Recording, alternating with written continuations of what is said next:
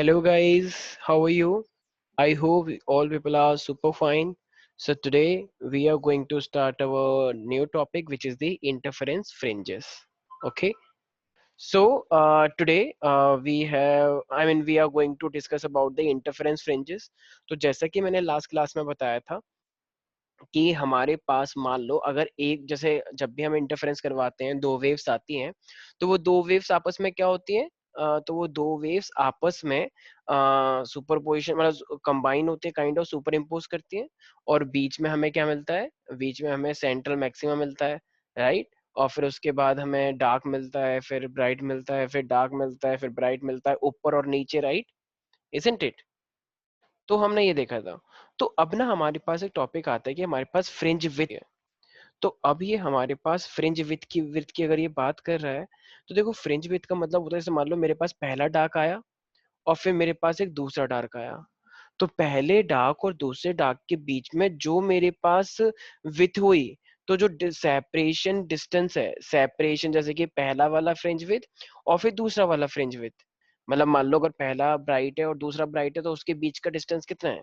Separation distance इसी तरीके से अगर मैं बात करूं मेरे पास पहला वाला डार्क है और दूसरा वाला भी डार्क है मतलब पहला वाला डार्क और दूसरा वाला डार्क के बीच में कितने का सेपरेशन डिस्टेंस है उसे हम क्या बोलते हैं फ्रिंज विथ ठीक है तो अब हम इस चीज के लिए पूरा प्रॉपर एक डायग्राम के थ्रू हमें ये चीज दिखानी है तो अब डायग्राम मुझे सबसे पहले बनाना पड़ेगा इसका so suppose firstly I have a common source तो मेरे पास एक कॉमन सोर्स है ये रहा मतलब एक सिंगल सोर्स है अब अगर ये सिंगल सोर्स है मेरे पास तो मान लो यहाँ से ना मेरे पास कोई भी एक लाइट आ रही है ठीक है तो जब यहाँ से मेरे पास कोई भी एक लाइट आ रही है इस तरीके से अभी ये तो मेरे पास एक सोर्स लगाया मैंने अब इस सोर्स से ऑफ कोर्स मैंने एक चीज बता रखी है कि जो लाइट आती है मान लो ये ऊपर वाली वेव भाई वेव के फॉर्म में आती है और ये मेरे पास मान लो इस तरीके से ये वेव भाई वेव के फॉर्म में चलती है ना लाइट तो ये मैंने जो स्मूथ लाइन बनाई है मान लो ये ऊपर वाली पॉजिटिव वेव है और जो ये मैंने डॉट डॉट वाली बनाई है मान लो मेरे पास नेगेटिव वेव है तो ये इस तरीके से वेव मेरे पास चलती आती है ठीक है ना तो ये इस तरीके से मेरे पास लाइट आ रही है और इसको मैं इस तरीके से बना रहा हूँ तो क्या मैं एक तरह से इसको वेव फ्रंट बोल सकता हूँ क्योंकि लाइट तो सीधी जा रही होगी तो ये मेरे पास वेव फ्रंट ही तो है जो कि परपेंडिकुलर जा रहे हैं इससे राइट अब मेरे पास यहाँ पे मान लो ये इस तरीके से एक और स्क्रीन है ठीक है ना मैंने शायद हिगेंस प्रिंसिपल के बारे में बताया था हिगेंस प्रिंसिपल क्या होता है मेरे पास अब जब ये लाइट मिलेगी तो जब वो दो एपर्चर से टकराएगी मान लो अगर वो मेरे पास इस तरीके से दिया जा रहा है दो इस तरीके से दे रखे हैं आपको मान लो ऐसे तो अब ये दो जगह पे टकराई ना यहाँ पे और यहाँ पे तो जब ये इस तरीके से टकराएगी मेरे पास चलते चलते करते करते टकराती जाएगी तो अब ये वाला एक तरह से क्या बन जाएगा कहना इसे it will become a new source S1 और ये मेरे पास दूसरे सोर्स की तरह करेगा S2 की तरह राइट तो ये चीज मैंने बताई थी ये इस तरीके से आता जाएगा और जब ये S1 S2 पे टकराएगा तो यहाँ से एक नए सोर्स निकल के आएंगे राइट इस तरीके से ये एक तरह से नए सोर्स की तरह एक्ट करता है ये मैंने हिगन्स में बताया था if you have guys notice that इसी तरीके से ये भी एक नए सोर्स की तरह एक्ट करेगा ऐसे करके आता जाएगा तो ये मेरे पास इस तरीके से फाइनली आता जाएगा और ये इस तरीके से फाइनली देखो जब ये आता जाएगा तो सुपर इम्पोज करेगा और फाइनली अब मेरे पास क्या होगी स्क्रीन होगी right so this is my screen तो ये मेरे पास स्क्रीन है जहां पे फाइनली मेरे को पैटर्न मिलेगा अब देखो अब ये इतने सारे वेव फ्रंट मेरे को बनाने की जरूरत है नहीं तो मेरे को बस एक क्या करना है अब सीधे एक रे लो भाई रे हमेशा क्या होती है परपेंडिकुलर होती है वेव फ्रंट के राइट तो अब जब मैं यहाँ पे मान लो ये मेरे पास एक लाइट रे आ रही है जो कि ऐसे मान लो यहाँ पे टकराई इस तरीके से मान लो ये एक पॉइंट है P ठीक है और यहाँ से भी एक लाइट आ रही है मान लो ये मेरे पास इस तरीके से तो ये तो भाई जब भी लाइट आती है तो वो हमेशा इंटरफेयर कर रही है ना मतलब आपस में मिल रही है ना लाइट भी तो मिल रही है सुपर इम्पोज कर रही है तो फाइनली इस तरीके से मेरे पास वो लाइट आ रही है ठीक है भाई अच्छा मान लो ये जो मेरे पास है ना पहला वाला एपर्चर तो इस पहले वाले एपर्चर से ये वाला पॉइंट और इस वाले एपर्चर से ये जो मैंने एक ऐसा कैविटी टाइप का स्ट्रक्चर दिख रहा है तो यहाँ से ये वाला पॉइंट ठीक है भाई तो देखो अब मेरे पास असली में देखा जाए तो ये दो सोर्स थे और ये दो सोर्स के अंदर लाइट कहाँ से आई, मेन सोर्स से, राइट, एस से। तो यहाँ से लेकर यहाँ तक का जो डिस्टेंस है, मान लो ये मेरे पास है कैपिटल डी, ठीक है ना भाई। जहाँ पे मैंने सोर्स रखे हुए हैं ये दो सोर्स, और ये मेरे पास स्क्रीन है, तो ये मेरे पास डिस्टेंस कितना हुआ, कैपिटल डी। अच्छा, अब ये देखो मेन सोर्स तो यहाँ पर है ना, ये एस वाला मेन सोर्स जो यहाँ पे रखा हुआ था। तो मान लो मेन सोर्स से जो ये इस तरीके से लाइट आ रही है, इस तरीके से मान लो, ठीक है ना। तो ये मेन सोर्स है जो इस तरीके से लाइट आ रही है मेरे पास। तो मान लो यहाँ से यहाँ तक का डिस्टेंस कितना होगा, तो ये मेरे पास मान लो ये इस तरीके से, ये एस वाला जो है मेरे पास, ये वाला एस मेन सोर्स, ये मेन सोर्स स्क्रीन तक नहीं पहुंच रहा है, ये तो क्लोज है। मेन कौन पहुंच रहा है, एस वन एस टू। यहाँ से तो हम बस, ये मैंने क्यों बनाया है, ये मैंने बनाया ताकि हम डिस्टेंस को ले सकें, क्योंकि ये दो सोर्स के बीच के डिस्टेंस को ना हम क्या बोलते हैं, स्मॉल डी। ये पूरा का पूरा क्या लेते हैं हम, स्मॉल डी। तो ये जो मैंने ये डॉट डॉट बनाया मेन सोर्स से, तो भाई अगर ये बीच में है, ठीक इसके, क्योंकि एस वन और एस टू ठीक इसके मिड मतलब बीच में लाई कर रहे हैं, यहाँ से जितना डिस्टेंस है उतना यहाँ से भी डिस्टेंस है। तो अगर ये टोटल पूरा डी है, तो बताओ ये वाला डी बाई टू होगा या नहीं होगा, यहाँ से लेकर यहाँ तक, खुद सोचो। क्योंकि एस हमेशा बीच में है ना, और ये एस वन एस टू के इक्वल डिस्टेंस पे है। तो ये भी बताओ डी बाई टू होगा या नहीं होगा। भाई यहाँ से लेकर ये और ये पूरा डी है, तो ऑफ कोर्स ही बात है, ये यहाँ से लेकर यहाँ तक डी बाई टू होगा, ये यहाँ से लेकर यहाँ तक डी बाई टू होगा, राइट। क्योंकि मेन सोर्स तो ऐसा है, यहाँ से लाइट आई और यहाँ से फिर ये दो सोर्स पे हमने लाइट निकलवा दी। तो ये एक तरह से कोहेरेंट है ना, मैंने बताया था कोहेरेंट के इंटरफेरेंस के लिए मुझे कोहेरेंट सोर्स चाहिए होते हैं, मतलब सेम फ्रीक्वेंसी या कांस्टेंट और जीरो फेज डिफरेंस। ओके, अच्छा ठीक है।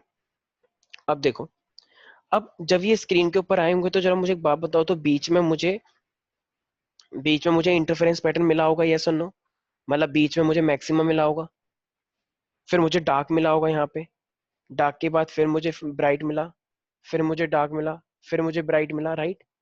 अब नीचे आएंगे, तो नीचे मुझे फिर डार्क, फिर ब्राइट, फिर डार्क, फिर ब्राइट, इस तरीके से वेव मिलेंगे या नहीं मिलेंगे, यस और नो।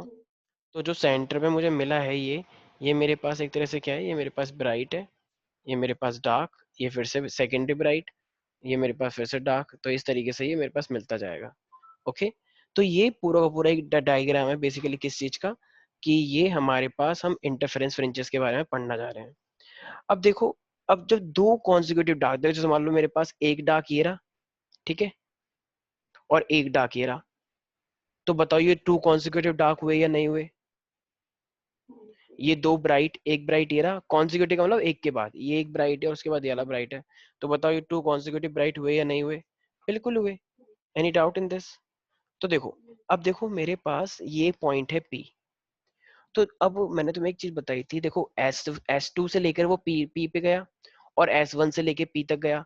तो जरा बताना, एस वन पी और एस टू पी क्या इक्वल है आपस में, खुद सोचो, ये सब मैंने बता रखा है। सोचो सोचो, एक यहां से गया और एक यहां से गया, तो ज्यादा डिस्टेंस कितना ट्रेवल किया, एस वन ने, एस टू ने। तो मैंने बताया था अगर मैं इक्वल निकालना होता तो मुझे इसका वेव फ्रंट लेना होता, याद आया। अगर मैं इसका वेव फ्रंट लूंगा तो अब ये बराबर है, राइट। अगर मैं ऐसा करके लूंगा, अब जहां जितना ये है उतना ये भी है, तो इसका मतलब ये इतना हिस्सा एक्स्ट्रा है ना, ये जो है ये इतना हिस्सा जो निकल रहा है नीचे की साइड, तो ये नीचे की साइड इतना हिस्सा जो है ये मेरे पास, बताओ इसे क्या मैं इसे पार्ट डिफरेंस बोल सकता हूँ। देखो, जितना एस वन पी पे गया और जितना ये एस टू गया, तो इतना हिस्सा अगर मैं यहाँ से परपेंडिकुलर डालूंगा, तो ये इतना हिस्सा क्या आ जाएगा मेरे पास, तो ये इतना हिस्सा जो होगा मेरे पास, ये पार्ट डिफरेंस होगा या नहीं होगा। तो इसका मतलब अगर मेरे पास कोई भी एक पर्सन मतलब एक बहुत पहले आगे से निकल रहा है, तो जितना वो पीछे था वही मेरे पास क्या होता है, पाथ डिफरेंस। देखो ऐसे, ये पाथ डिफरेंस एक्चुअली मुझे बहुत अच्छे से समझाना है, इसलिए मैं बार बार नाम ले रहा हूँ। अगर ये मेरे पास एक पी है, तो मैं बस ये समझाना चाह रहा हूँ, मान लो एक लाइट रे यहाँ से गई ऐसे, और एक लाइट रे ऐसे गई, तो ये तो हुआ ए पी और ये हुआ मेरे पास बी पी। तो ए से पी गया और फिर बी से बी गया, तो इतना डिफरेंस, अगर मान लो मैं यहाँ से एक वेव फ्रंट खींचूं, तो ये जो इतना पॉइंट आया है ये वाला, तो ये वाला तो एक्स्ट्रा है ना, यही तो पार्ट डिफरेंस हुआ, राइट। यहाँ से लेकर ये रहा, यहाँ से लेकर ये रहा, तो इतना हिस्सा क्या है, ये पाथ डिफरेंस है। तो कहना इसे BP minus AP is equal to path difference.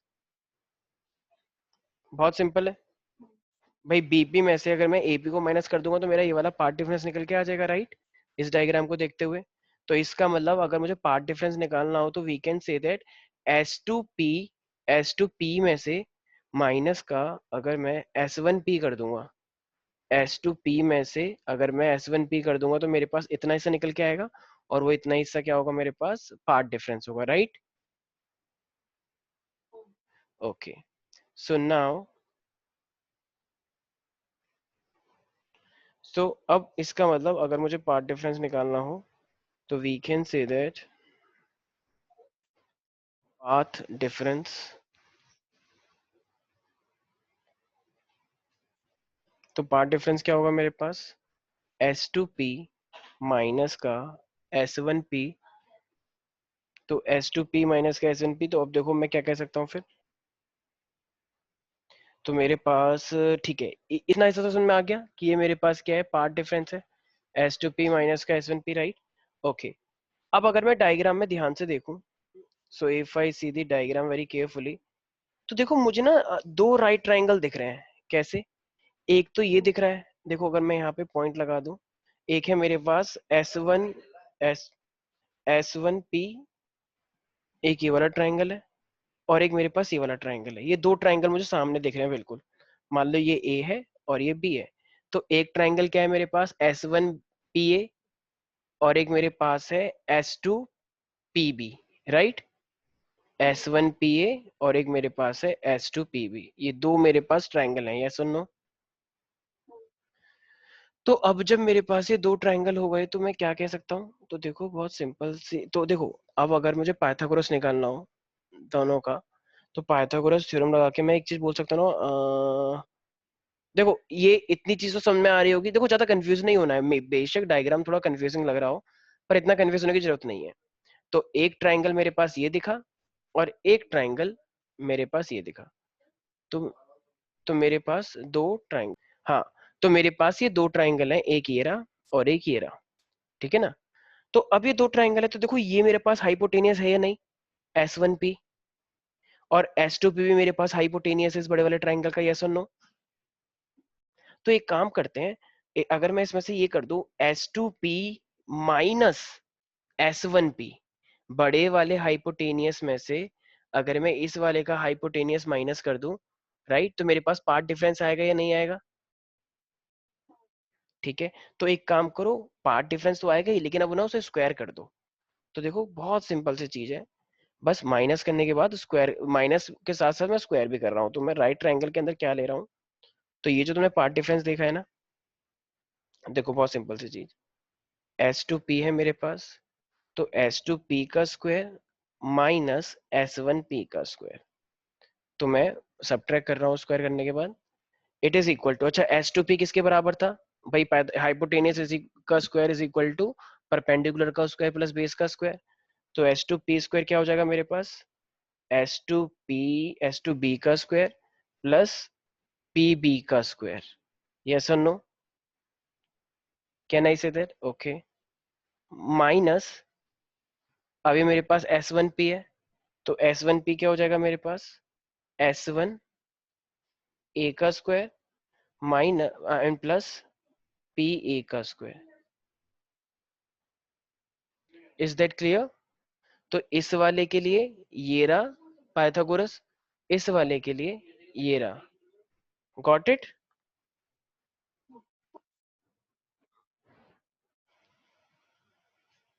Yes. तो अब मैं यहाँ पे सिंपल बात करूँ, S2P का स्क्वायर माइनस का S1P का स्क्वायर, ठीक है भाई? अब ये मेरे पास ये निकल के आ गया, तो S1P के लिए पाइथागोरस ये है, S1P के लिए मेरे पास ये है, ठीक है ना? डायग्राम से ही पता लग रहा है साफ साफ। देखो S2P, तो S2P कैसे निकल के आया भाई, ये तो रहा S2B का स्क्वायर और PB का स्क्वायर, S1P कैसे आया, S1A का स्क्वायर इंटू में PA का स्क्वायर, राइट? वही लिखा है मैंने, देखो सेम, ठीक है भाई। अब मुझे एक बात बताओ, एस टू बी, ये S2B, ये सोर्स और इसका ही तो डिस्टेंस था D, राइट? याद आया? D का स्क्वायर, S2 सोर्स नंबर 2 और B, ये भी नीचे डिस्टेंस ही तो हुआ, प्लस, और ये PB, ये PB किसके बराबर होगा? तो अगर मैं PB को देखूंगा, अच्छा एक काम करते हैं, अब ये PB मैं कैसे निकाल सकता हूँ, PB देखो कहाँ है, तो देखो ये PB मेरे पास ये है, ये पूरा PB है, अच्छा एक काम करते हैं, ये मेरे पास जहाँ पे मैंने ये पी बनाया है, ठीक है ना, ध्यान से देना सारे बच्चे, ये पी है मेरे पास, और ये मेरे को पी बी चाहिए, ये पूरा यहाँ से लेकर यहाँ तक का डिस्टेंस चाहिए। अब ना एक काम करते हैं, सेंटर से ये जो पहली बार इंटरफेरेंस हुआ है, सेंटर से लेकर यहाँ तक का जो डिस्टेंस है उसको मान लो एक्स, ठीक है। ये लाइट जब यहाँ पे पहली बार मिली है ना सेंटर के बाद, तो जब इस तो यहाँ से लेकर यहाँ तक सेंटर का डिस्टेंस कितना है, एक्स। तो अब अगर मुझे पी बी देखना है तो पी बी क्या हो जाएगा, क्या नहीं से एक्स प्लस का डी/2। याद है डाइपोल में भी हमने ऐसे ही किया था, ये एक्स और ये वाला डिस्टेंस क्या था, L/2। याद आया कुछ कुछ? तो x और ये d/2, तो pb क्या हो गया मेरे पास, x यहाँ से लेकर सेंटर से लेकर पहला वाला इंटरफेरेंस जहाँ पे हुआ है, और ये d/2, तो x प्लस का d/2 हो गया, राइट। तो pb क्या हुआ मेरे पास। अच्छा, अगर मैं यहीं पर ही बोलूँ कि मेरे पास pa क्या होगा, pa, नहीं सॉरी सॉरी, अगर मैं बोलूँ कि pd क्या होगा मेरे पास, जरा बताओ।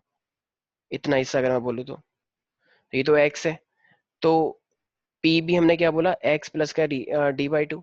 अगर मैं तुमसे बोलूँ पी ए क्या होगा, तो पी ए क्या होगा, एक्स में से अगर मैं डी/2 को हटा दूं तो मेरे पास पी ए हो जाएगा।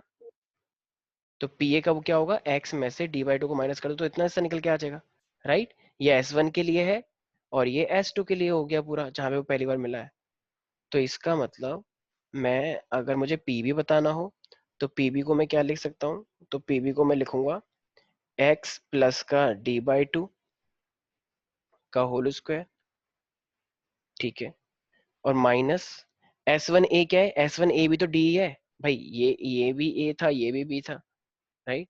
तो वही तो है मेरे पास, ये भी डी हो जाएगा, डी का स्क्वायर। अच्छा पी ए, आई मैंने पी ए के बारे में बताया था आपसे, राइट। तो बताओ क्या हो गया है पी ए, एक्स माइनस का डी/2 ए, यस ऊपर वाला बताया था ना, तो ऊपर d-2 हो गया था। तो यहाँ तक तो कोई दिक्कत नहीं है। अब हमारे पास फॉर्मूला है, फॉर्मूला क्या कहता है, देखो अगर ये मैंने स्क्वायर किया है तो, अब देखो अगर मैंने ये पूरा का पूरा स्क्वायर कर रहा हूँ तो ठीक है भाई, देखो अब ये मैंने स्क्वायर किया, अच्छा मैंने ये जो मैंने किया, ये इतना ही समझ में आया कि ये मैंने क्यों किया था, ऐसे करके ऐसे, ये इसका माइनस ये किया मैंने, तो ये इसकी वाली पाइथागोरस हुई, और ये इस वाले की पाइथागोरस हुई थी, राइट। तो मेरे पास ये आ गया। अब अगर मैं इसका माइनस करूंगा तो डी स्क्वायर कट जाएगा, राइट। ये डी है भाई, ये वाला माइनस डी स्क्वायर है, तो प्लस के डी स्क्वायर से माइनस का डी स्क्वायर कट जाएगा, तो सिर्फ ये बचेगा। तो अगर मैं इसे ओपन करूंगा तो एक्स स्क्वायर प्लस का d² बाय 4 प्लस का 2ab, राइट। तो 2ab, राइट, ओके, माइनस, अब ये तो पूरा माइनस में रहेगा, x² प्लस का d² बाय 4, राइट, और ये माइनस है, तो माइनस का 2x d/2, राइट, ओके। अब देखो, अब मैं क्या कह सकता हूँ, अब अगर ये माइनस अंदर जाएगा तो ये मेरे पास क्या हो जाएगा, सारी चीजें ये माइनस में हो जाएंगी, और ये क्या हो जाएगा मेरे पास, प्लस में पहुंच जाएगा, राइट। तो x² माइनस का x² कट जाएगा, ये वाला ये से कट जाएगा, d²बाय 4, और ये माइनस अंदर जाएगा तो माइनस d/4, तो ये भी कट जाएगा। लेकिन ये माइनस माइनस क्या हो जाएगा, प्लस, तो ये हो जाएगा प्लस का 2x d/4, तो ये भी 2x d/4 और प्लस का 2x d/4, तो ये क्या हो जाएगा मेरे पास, 2 × 2x d/4, यस और नो। तो ये 4 है और ये 2 है, तो 2 से 2 कट गया, तो एक तरह से देखा जाए तो क्या आ जाएगा, 2xd आ गया, यस और नो, राइट। ये वाला और ये वाला प्लस हो गया ना, माइनस माइनस प्लस, तो 2 × 2, 2 से 2 कट गया, मेरे पास 2xd आ गया। इसका मतलब मेरे पास फाइनली क्या आ गया है, S2p, जो आप ऊपर देख रहे हैं, तो S2p का स्क्वायर माइनस का S1p का स्क्वायर, और ये किसके बराबर आया मेरे पास, 2xd के। यहाँ तक तो कोई दिक्कत नहीं। अच्छा अब ये माइनस में है तो क्या इसका एक आइडेंटिटी पढ़ी होगी आपने, a² माइनस का b², तो वो क्या होता है, a+b और a माइनस b।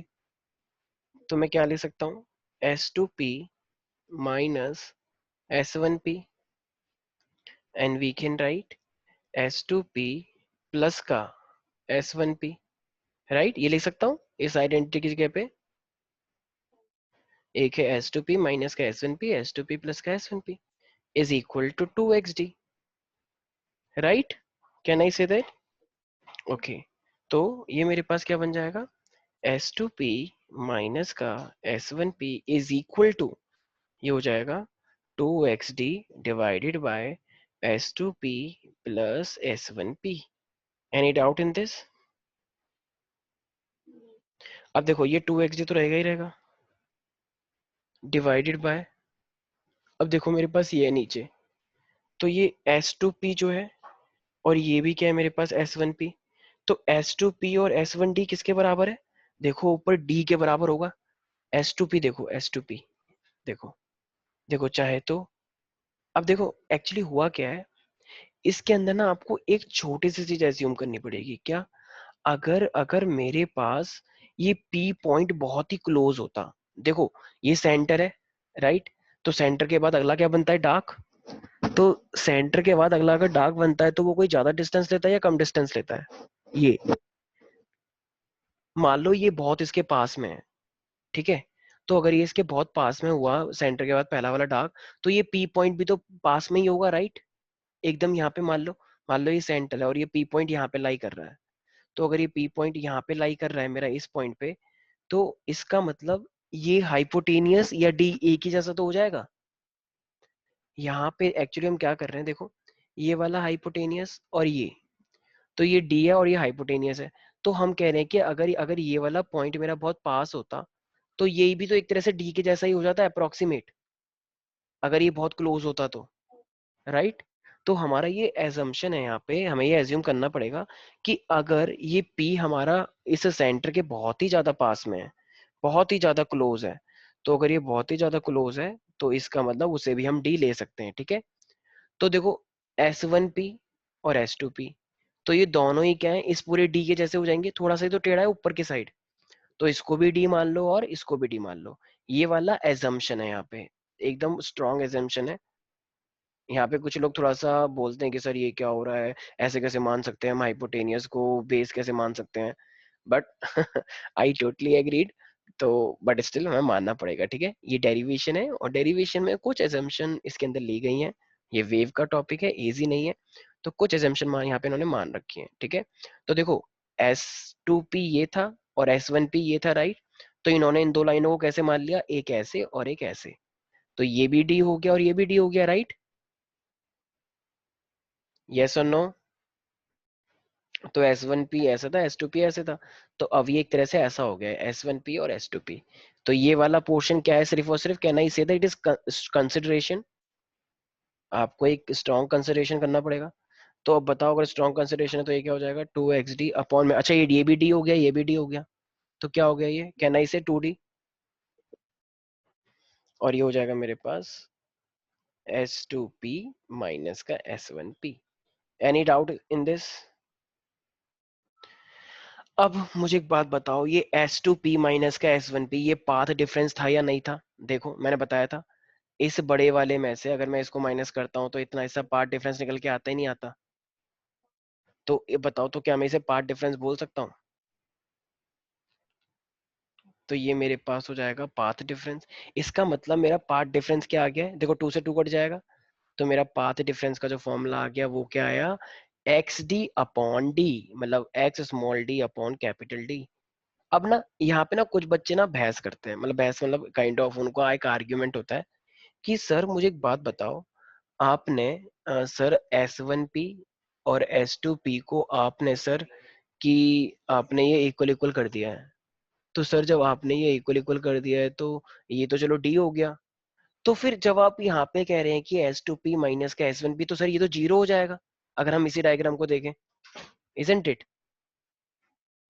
भाई अभी जब बच्चे बोलते हैं कि सर आपने बोला कि ये S2P और ये S1P का डिस्टेंस DD है, तो आपने यहाँ पे 2D ले लिया, बिल्कुल सही है, चलो सर मान लिया। लेकिन जब यहाँ पे S2P और माइनस का S1P है तो सर यहाँ पे भी D माइनस डी हो जाएगा, फिर तो जीरो ही हो जाएगा। राइट। तो ऐसा नहीं सोचना है बस, ठीक है, क्योंकि ये हमने सिर्फ डिनोमिनेटर में कंसिडरेशन करवाया है, न्यूमरेटर में हम कंसिडरेशन को अलाउ नहीं करवाते, ठीक है ना। जैसे हम कभी भी कोई चीज कहते हैं कि कहाँ से नेग्लेक्ट करते हैं हम, न्यूमरेटर से या डिनोमिनेटर से, तो चीजों को भी नेग्लेक्ट हम डिनोमिनेटर से करते हैं, तो वो आप न्यूमरेटर से नेग्लेक्ट नहीं करवा सकते, ठीक है। तो इसीलिए तो हमारे पास, तो finally I got the part differences x D upon capital D. अच्छा, अब ये मेरे पास फाइनली पार्ट डिफरेंस आ चुका है। सबसे इंपॉर्टेंट क्वेश्चन यही था। अब हमें ये कह रहा है कि अच्छा फ्रिंज विड्थ, हमें तो फ्रिंज विड्थ निकालनी थी ना, राइट, याद आया, हमें तो अपने फ्रिंज विड्थ निकालनी है। तो मेरे पास x D upon capital d आ गया। अच्छा मुझे एक बात बताओ, हमने एक कंडीशन देखी थी कि अगर मेरे पास ब्राइट फ्रिंज होता है, ब्राइट का मतलब कंस्ट्रक्टिव इंटरफेरेंस, तो अगर मेरे पास वो ब्राइट फ्रिंज होता है, कंस्ट्रक्टिव होता है, तो इसका मतलब, याद है, तो पार्ट डिफरेंस के लिए क्या कंडीशन लगी थी, कहना ही से that n lambda, lambda lambda 2 lambda 3 lambda 5 lambda, इस तरीके से आता गया था ना, 2 3 4 5 6। तो पाथ डिफरेंस कंस्ट्रक्टिव के लिए क्या होता है, एन लैम्डा। और याद आया डिस्ट्रक्टिव के लिए, मतलब डार्क के लिए क्या आया था, तो हमारे लिए जो डार्क के लिए आया था पार्ट डिफरेंस, वो 2n - 1 लैम्डा/2 आया था, अगर याद हो तो। अच्छा देखो, अब हमने इस इक्वेशन के यूज करके पार्ट डिफरेंस निकाल लिया। तो अगर मुझे अब ब्राइट की कंडीशन पता करनी हो, तो क्या मैं इस वाले पार्ट डिफरेंस को इस वाले पार्ट डिफरेंस से इक्वेट कर सकता हूँ, क्योंकि ये ब्राइट के लिए निकाल रहा हूँ अब मैं पार्ट डिफरेंस, राइट। तो ये पार्ट डिफरेंस तो इक्वेशन से निकल गया, लेकिन अब मुझे अगर अब ब्राइट की कंडीशन निकालनी है, तो दोनों को इक्वेट कर दो। तो can I say that X D upon capital D is equal to N lambda, can I say that. मैंने दोनों पार्ट डिफरेंस को बराबर कर दिया, एक ब्राइट के लिए निकाल रखा है, और अब ये इस डेरिवेशन से निकला है पार्ट डिफरेंस। तो बताओ मेरा एक्स कितना आ जाएगा फिर। तो मेरा एक्स आ जाएगा N lambda D by small D, yes और नो। और ये एक्स मेरा क्या था, ये एक्स मेरा था सेंटर से वो जो पहली बार इंटरफेयर हुआ था, राइट। सेंटर से कितने पे वो वेव मिली थी, वो दो लाइन जो जग गई थी ऊपर, एक्स मेरा यही तो था। नहीं आया समझ, ये मेरे पास है, यहाँ से एक लाइट ऐसे गई, ये सेंटर था, तो सेंटर से ये पहली बार कहाँ पे मिला, यही तो एक्स था मेरा। तो एक्स मेरे पास क्या हुआ, N lambda D by D. अच्छा, तो अब मुझे अगर पहले वाले के निकालना होगा, तो पहले वाले के लिए एन मुझे रखना पड़ेगा 1। तो पहले वाले के लिए क्या आएगा मेरे पास, लैम्डा डी बाई डी। अच्छा, दूसरे वाले के लिए क्या आएगा, दूसरे वाले ब्राइट के लिए, तो वो मेरे पास आएगा तो यस, तो 2 लैम्डा डी बाई डी आएगा, राइट, यस और नो। अच्छा, और अगर मान लो, ये तो चलो पहले वाला ब्राइट हुआ, ये दूसरा वाला राइट, और सेंटर के लिए देखना हो तो सेंटर के लिए तो एन जीरो हो जाएगा, तो इसके लिए तो कुछ आएगा ही नहीं। इसका मतलब ये मेरे पास क्या हुआ, सेंट्रल ब्राइट, राइट, ये वाला जीरो वाला, सेंटर ब्राइट के लिए तो कोई पार्ट डिफरेंस होता ही नहीं है, मैंने बताया था। ये सेंटर ब्राइट, ये वाला क्या है मेरे पास, फर्स्ट ब्राइट या सेकंड ब्राइट, ये वाला फर्स्ट ब्राइट हुआ। और ये वाला,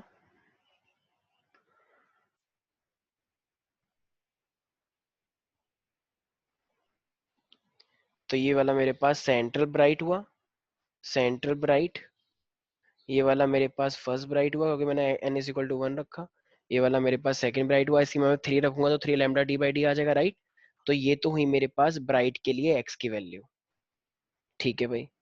अब मुझे तो पार्ट डिफरेंस किसका पता है, मुझे तो भाई ये डार्क का भी पता है। तो अगर डार्क का भी पता है, तो क्या मैं वैल्यू पुट करूँ फिर से। देखो, हमने तो डेरिवेशन से हमने पार्ट डिफरेंस कितना निकाला है, x d by d, right.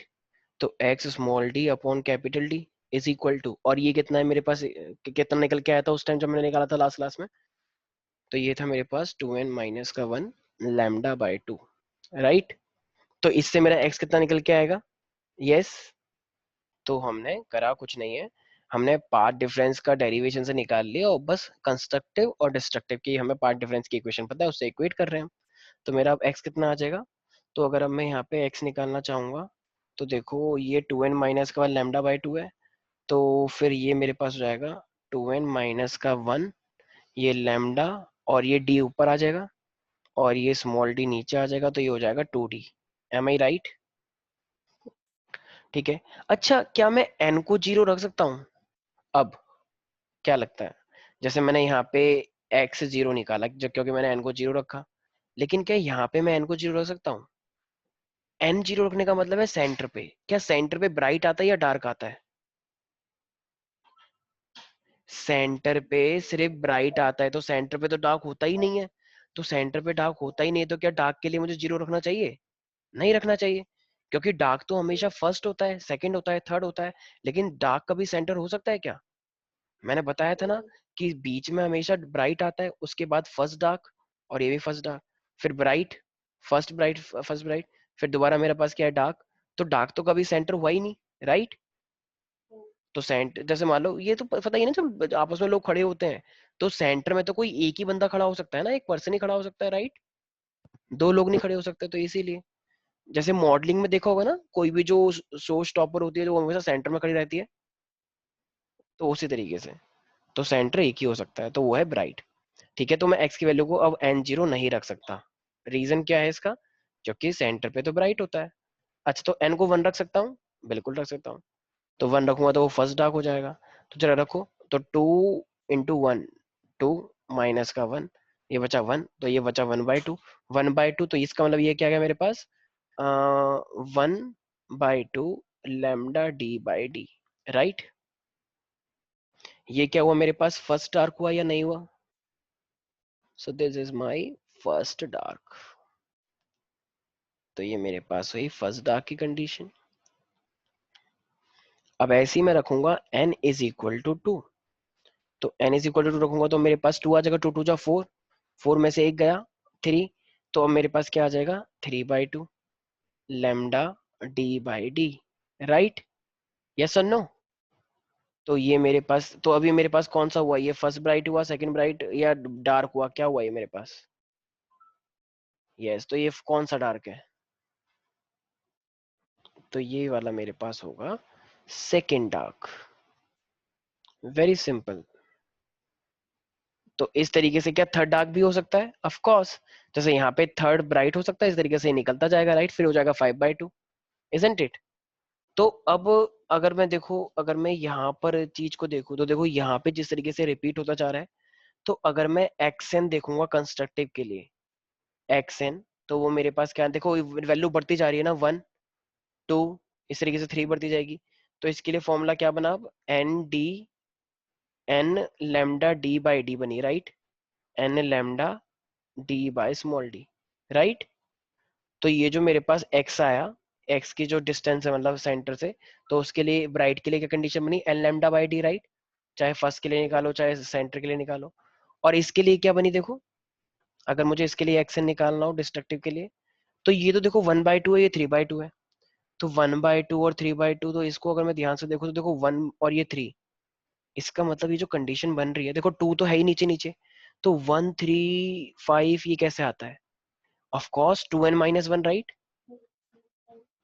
तो 2n-1/2 लैम्डा d/d, राइट। देखो अगर मैं n की वैल्यू को 1 रखता हूँ तो कितना आ जाएगा, 2 माइनस का 1 1 आ गया।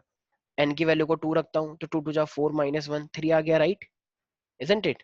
n की वैल्यू अगर मैं 3 रखता हूँ तो 3 3 जा 2 3 जा 6, 6 -1 तो 5/2 आ जाएगा।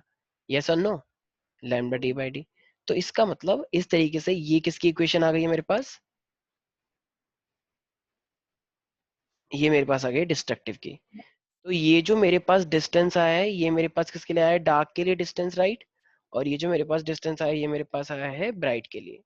अच्छा, पिछली बार जो हमने निकाला था वो क्या निकाला था, क्या पिछली बार भी हमने डिस्टेंस निकाला था, नहीं। पिछली बार हमने पाथ डिफरेंस निकाला था, राइट। ये जो हमने पिछली बार निकाला था ये मेरे पास पाथ डिफरेंस था। और अब जो हमने निकाला है वो हमने डिस्टेंस निकाला है, राइट। पिछली बार हमने ये ड्राइव किया था फॉर्मूले में कि पाथ डिफरेंस एन लेमडा होता है और पाथ डिफरेंस 2n-1 लेमडा होता है। अभी भी ऑलमोस्ट वैसा निकला है, लेकिन अब जो हमने निकाला है ये इक्वेशन का यूज करके, ये मेरे पास क्या है, एक्स एन डिस्टेंस निकाला है, राइट, राइट। अच्छा, अब एक बात बताओ, अगर मैं यहाँ पे क्वेश्चन पूछूं फ्रिंज विथ क्या होता है, तो मैंने बताया ना फ्रिंज विथ हमेशा 2 कॉन्जिक्यूटिव डार्क या 2 कॉन्जिक्यूटिव ब्राइट होता है, यस और नो। तो 2 कॉन्जिक्यूटिव का मतलब कहना है इसे एक के बाद एक। तो अब देखो, अगर मुझे फ्रिंज विथ निकालना है, फ्रिंज विथ, तो फ्रिंज विथ होता है एक के बाद एक। तो अगर मुझे फ्रिंज विथ विथ निकालना हो, फ्रिंज विथ, तो अगर मुझे फ्रिंज विथ निकालना होगा, तो वो मेरे को पता है विथ ऑफ द फ्रिंज कैसे निकालते हैं, ये डब्ल्यू है एक्चुअली, एक सेकेंड। तो अगर मुझे फ्रिंज विथ निकालना होगा, फ्रिंज विथ, तो 2 कॉन्जिक्यूटिव डार्क। अच्छा देखो, इसका मतलब अगर एक मेरे पास मान लो 2 है, तो 2 -1 होना चाहिए, राइट। या मान लो, जैसे मान लो अगर ये मेरे पास एक्सन है, एक्स एन का मतलब मान लो अगर ये मेरे पास थर्ड है तो थर्ड में से -2 होना चाहिए ना, 2 कॉन्सिक्यूटिव। अगर ये एन है तो ये n-1, अगर ये 5 है तो 5 में से -4, राइट। तो जरा वैल्यू पुट करना है इसके अंदर। ये ब्राइट के लिए है तो 2 कॉन्सिक्यूटिव ब्राइट के लिए निकालते हैं पहले। तो ये हो जाएगा N lambda D by small D minus, ये n-1 है राइट, तो n-1 लैम्डा डी। हम ना वैल्यू पुट करके भी कर सकते थे, वैल्यू पुट करके तो और इजी हो जाता है, लेकिन एक्चुअली तो हम तो फॉर्मूला निकालना चाह रहे हैं ना कि फ्रिंज विड्थ होती क्या है। देखो सामने ही दिख रहा है, बिल्कुल वैल्यू आ गई। कैसे? एन लेमडा डी माइनस का एन लेमडा डी, तो एन लेमडा डी में से माइनस का एन लेमडा डी तो कट ही गया राइट, और ये माइनस माइनस अंदर जाएगा तो माइनस प्लस हो जाएगा, तो फॉर्मूला क्या आ जाएगा मेरे पास, लैम्डा डी बाई डी आ जाएगा या नहीं आ जाएगा। तो इसका मतलब फ्रिंज विड्थ मेरी कितनी होती है, लैम्डा डी बाई डी होती है राइट।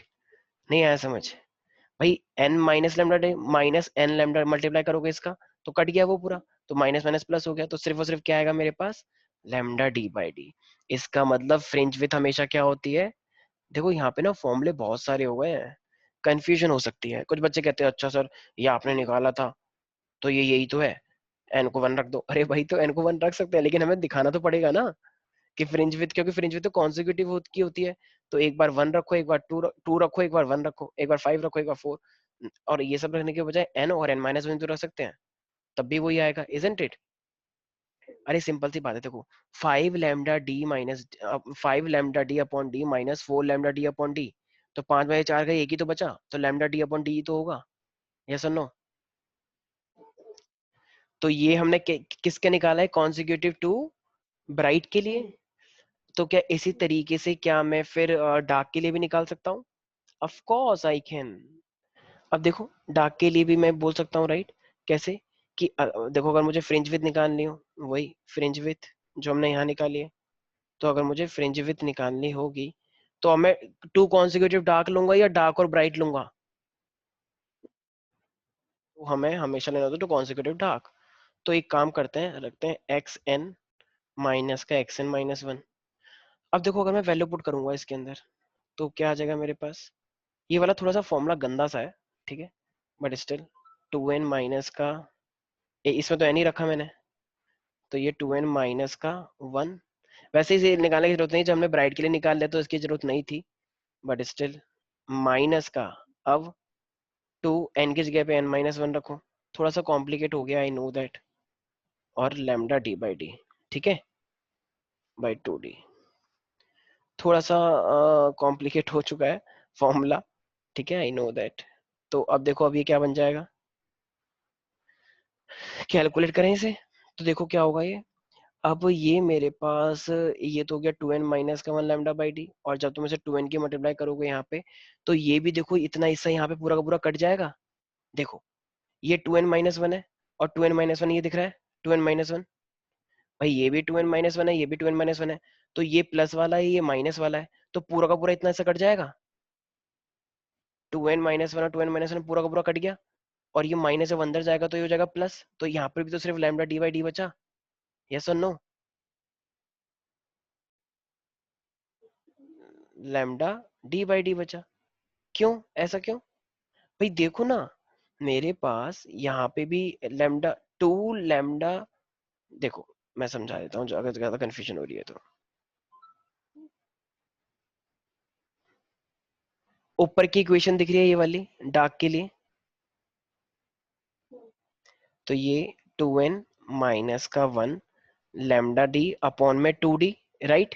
ये जबकि जब मैंने वैल्यू n रखी, और ये जबकि जब मैंने n की वैल्यू को n-1 रखा, राइट, इस पोजीशन पे, गॉट इट। बाकी सब वैसा ही है, ठीक है। ये 2n-1 है लैम्डा डी अपॉन में 2d, ये वाला, तो ये भी तो देखो 2n-1 लैम्डा अपॉन 2d है, लैम्डा डी, सब कुछ वही है, इतना हिस्सा देखो, इतना हिस्सा, तो ये माइनस में है या नहीं, और ये प्लस में है या नहीं, तो माइनस और प्लस कट जाएगा।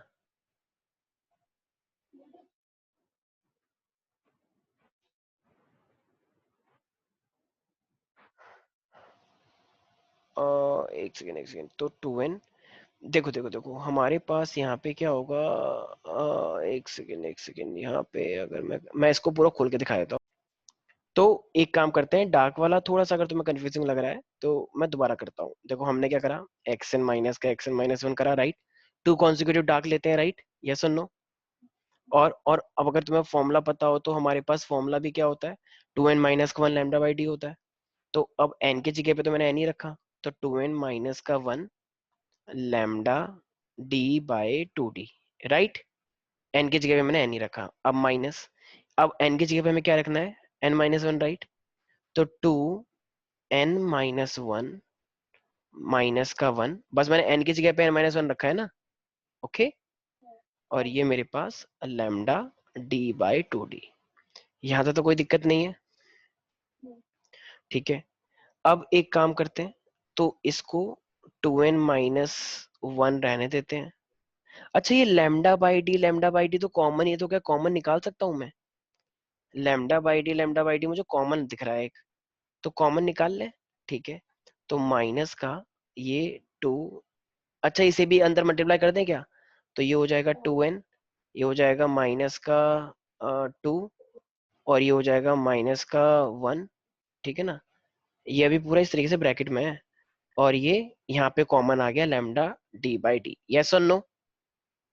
अब मैं पूरा एक एक स्टेप खुल के दिखा रहा हूँ, ठीक है ना भाई। अच्छा, अब मुझे एक बात बताओ, अगर ये माइनस अंदर जाएगा तो ये क्या बन जाएगा, देखो टू एन माइनस का वन, अब ये माइनस ना चला गया, तो टू एन, ये माइनस माइनस क्या हो जाएगा, प्लस, राइट। अच्छा, और ये माइनस यहाँ पे भी तो अंदर जाएगा, यस और नो। तो माइनस माइनस क्या हो जाएगा, माइनस माइनस प्लस हो जाएगा, प्लस हो जाएगा, राइट।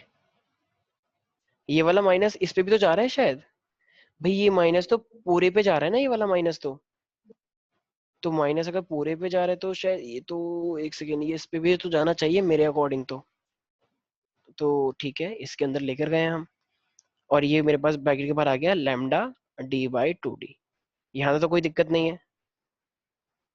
अब देखो, क्या टू एन से टू एन कट रहा है, दिख रहा होगा देखो, इस वाले टू एन से ये वाला टू एन कट गया, और ये क्या देखो टू, और ये माइनस वन, और ये माइनस, तो ये कट गया नहीं कट गया, देखो ये प्लस का वन है, ये माइनस का वन है, कट गया। तो सिर्फ क्या बचा, टू बचा, राइट। तो ये क्या बचा, two into lambda D by two D बचा, क्या टू से टू कट गया, तो टू से टू कटा तो मेरे पास आया नहीं आया, lambda D upon small D, yes और नो, समझ में आया। तो आई नो कि थोड़ा सा, जैसे देखो यहाँ पे बहुत सिंपल था क्योंकि यहाँ पे फॉर्मूला बहुत सिंपल है, क्या था, N lambda D by D था। तो ये तो मेरे पास आया किसका यूज करके, दो कॉन्जिक्यूटिव ब्राइट का, राइट। तो दो कॉन्जिक्यूटिव ब्राइट का क्या है, लैम्डा डी बाई डी। अब मैंने क्या बोला है, कॉन्जिक्यूटिव कोई सा भी हो, डार्क हो ब्राइट हो, ठीक है ना, तो फॉर्मूला तो वही होना चाहिए ना, लैम्डा डी बाई डी। तो यहाँ पे मैंने डायरेक्ट करा था कि एक हिस्सा ये रहा एक हिस्सा ये रहा, तो निकल गया। लेकिन अब मैंने इसको अगले पेज पे क्या करा, अलग से सॉल्व करके दिखाया, ताकि आप लोग अगर कभी करो तो कंफ्यूज ना हो पाओ। तो इज दैट क्लियर। तो अब बस मैंने इसकी वैल्यू पुट करी टू एन, क्योंकि डार्क के लिए सिचुएशन यही होती है, two N minus one lambda D by D. तो एक बार डार्क के लिए रखा और बार इसके लिए रखा, तो बस इसके अंदर वैल्यू पुट करो, लैम्डा डी कॉमन निकालो, और आपस में ये भी लैम्डा डी बाई डी आ गया। तो इसका मतलब इससे हमारा बताओ हमने जो किया वो सही क्या नहीं किया, क्योंकि हमारा डार्क और टू कॉन्जिक्यूटिव ब्राइट दोनों के लिए सेम ही आया है। Is there any doubt in this. तो अब हमारे पास एक चीज आ चुकी है, क्या, कि हमारे पास जो फ्रिंज है, अच्छा देखो ये क्या है मेरे पास, फ्रिंज विथ आया ना, फ्रिंज विथ जी, तो ये जो मेरे पास फ्रिंज विथ आया है दोनों के लिए लैम्डा डी बाई डी आया है। तो फ्रिंज विथ को पता है हम किससे रिप्रेजेंट करते हैं, बीटा से। तो चाहे तो टू कॉन्जिक्यूटिव डार्क हो, एक के बाद एक दूसरा डार्क हो, या फिर टू कॉन्जिक्यूटिव ब्राइट हो, तो दोनों के लिए मेरे पास क्या है, lambda D by small D, yes और नो। तो कभी कभी क्वेश्चन ये आता है कि आपको ब्राइट, आपको कोई फ्रिंज विथ दे रखी है, आपको स्क्रीन और सोर्स का डिस्टेंस दे रखा है, और फर्स्ट जहां पे वो मिला था वो भी डिस्टेंस दे रखा है। तो अब आई मीन स्मॉल डी आपको दे रखा है, तो आपको वेवलेंथ निकालना है, तो निकाल लोगे ऑफ कोर्स। तो वेवलेंथ का फॉर्मूला क्या बन जाएगा, बीटा डी अपॉन में डी, यस और नो। तो यहाँ पे एक चीज का बहुत खास ध्यान रखना है, कभी भी कंफ्यूज नहीं होना कि कौन सा वाला क्या है, ठीक है। तो अगर मैं यहाँ पे बात करूंगा, तो मैंने क्या बोला कि ये कैपिटल डी क्या है, कोई बता सकता है? कैपिटल टी मेरा है वो दो दो जो सोर्स थे, सोर्स और स्क्रीन के बीच का distance, right? Source and screen. ये स्मॉल डी क्या था? दो सोर्स के बीच का डिस्टेंस, राइट? वो जो दो सोर्स मैंने माने थे S1 and S2, distance between the two source like S1 and S2। याद आया? और ये बीटा क्या है? Fringe with. और फ्रिंज विथ अपने आप में क्या होती है? टू कॉन्जिक्यूटिव, या तो ब्राइट हो या टू कॉन्जिक्यूटिव डार्क हो, राइट? उनके बीच का डिस्टेंस। और लैम्डा तो पता ही है भाई, लाइट की अपनी एक वेवलेंथ होती है। अच्छा, वेवलेंथ से क्या निकलता है? फेज डिफरेंस या पाथ डिफरेंस? Yes, lambda. तो लैम्डा से हमेशा निकलता है पाथ डिफरेंस। और फेज से हमेशा क्या निकल पाई से हमेशा क्या निकलता है हमारे पास? यस। तो यहाँ तो कोई दिक्कत नहीं है। तो ये हमारे पास फाइनली यहाँ पर हुआ कंप्लीट, ये वाला पोर्शन जैसे हम बोलते हैं इंटरफेरेंस। तो अब हमें बस न्यूमेरिकल्स अलग अलग तरीके से दिए जाएंगे, तो ज्यादातर वो आपसे यही बोलेगा कि आपको फ्रिंज विथ निकालनी है। ठीक है? तो कभी आपको डी देगा, स्मॉल डी देगा, ये सब चीजें क्वेश्चन देगा। बस इन्हीं जो जितने भी अब तक हमने फॉर्मूले पढ़े हैं, तो ये कंडीशंस के फॉर्मूले हमें याद होने चाहिए। ठीक है? तो कंडीशंस के फॉर्मूले अगर हमें याद होंगे तो हम आराम से कर लेंगे। यही मेरे पास क्या है? इंटरफेरेंस होता है। Okay, I hope it is clear. अच्छा, कभी कभी ना वो क्वेश्चन हमसे कहता है कि हमें अगर इंटरफेरेंस पैटर्न मिल रहा है तो हमें इंटरफेरेंस पैटर्न मिलता रहना चाहिए। ऐसा क्या करें कि हमें इंटरफेरेंस पैटर्न मिलता रहे? तो आपको एक चीज हमेशा याद रखना है, अगर इंटरफेरेंस मिलते रहना चाहिए तो हमेशा तुम्हारे सोर्स क्या होने चाहिए? Coherent, right? वो लाइट सोर्स हमेशा कोहेरेंट होने चाहिए। और रिमेम्बर, वो जो दो सोर्स है वो बहुत नैरो होने चाहिए। ऐसा नहीं होना चाहिए कि एक सोर्स बड़ा हो गया एक सोर्स छोटा हो गया। तो सोर्स हमेशा क्या होने चाहिए? नैरो।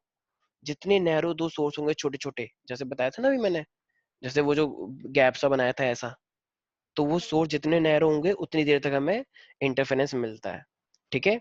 और इंटरफेरिंग वेव हमेशा सेम डायरेक्शन में होनी चाहिए। जैसे अगर ये ऐसे जा रही है तो ये भी ऐसी जाए। ऐसा ना हो कि एक इधर चली गई एक इधर चली गई, तो फिर तो अलग ही डायरेक्शन हो गई। तो अलग डायरेक्शन हो गई तो क्या कभी कभी वो मिल पाएंगी? नहीं मिल पाएंगी। तो जब नहीं मिल पाएंगे तो क्या वो इंटरफेरेंस हो पाएगा? नहीं हो पाएगा। तो जब इंटरफेरिंग वेव सेम डायरेक्शन में जाती हैं, और वो और जो सोर्स है वो मोनोक्रोमेटिक सोर्स हो। मोनोक्रोमेटिक का मतलब एक वेवलेंथ जिसमें होती है। मतलब ऐसा बोला जाता है कि जितना सोर्स आपका मोनोक्रोमेटिक सोर्स होगा तो वो उतना ही अच्छा रहता है फॉर दी सस्टेन इंटरफेरेंस। ठीक है? तो सस्टेन इंटरफेरेंस अगर आपको चाहिए तो सोर्स कंटिन्यूअसली वेव निकालते रहे सेम फ्रिक्वेंसी की। ठीक है? और वो कोहेरेंट होना चाहिए, राइट? और सोर्स जो होते हैं वो नैरो होने चाहिए, मोनोक्रोमेटिक होना चाहिए, और लाइट वेव हमेशा सेम डायरेक्शन में जानी चाहिए, राइट? Is that clear? ठीक है। तो आज के लिए इतना ही करते हैं, बाकी मिलते हैं हम नेक्स्ट क्लास में। ठीक है? आई होप ये वाला पोर्शन समझ में आ गया होगा, और ये वाली डेरिवेशन सबसे इंपॉर्टेंट है। एग्जाम पॉइंट ऑफ व्यू से हमेशा एग्जाम में ये आती ही आती है। ओके? तो ओके गाइस, आज के लिए इतना ही रहने देते हैं। ठीक है? बाकी ये derivation exam point of view से एज आई सेड बहुत बहुत इंपॉर्टेंट है। तो हमें इस डेरिवेशन की बहुत बार प्रैक्टिस करनी है, और एग्जाम में ये बहुत बार मतलब आती ही आती है। और यही डेरिवेशन ऐसे जो को बच्चों को पता होता है कि एग्जाम में आनी ही आनी है, तब भी इतनी ज्यादा मिस्टेक्स हो जाती हैं। तो आई होप तुम लोग इस चीज का ध्यान रखोगे, और ये वाली गलती जो और लोग करते हैं वो तुम रिपीट नहीं करोगे। ठीक है भाई? तो चलो आज के लिए इतना ही रखते हैं। चलो बाय बाय, टेक केयर।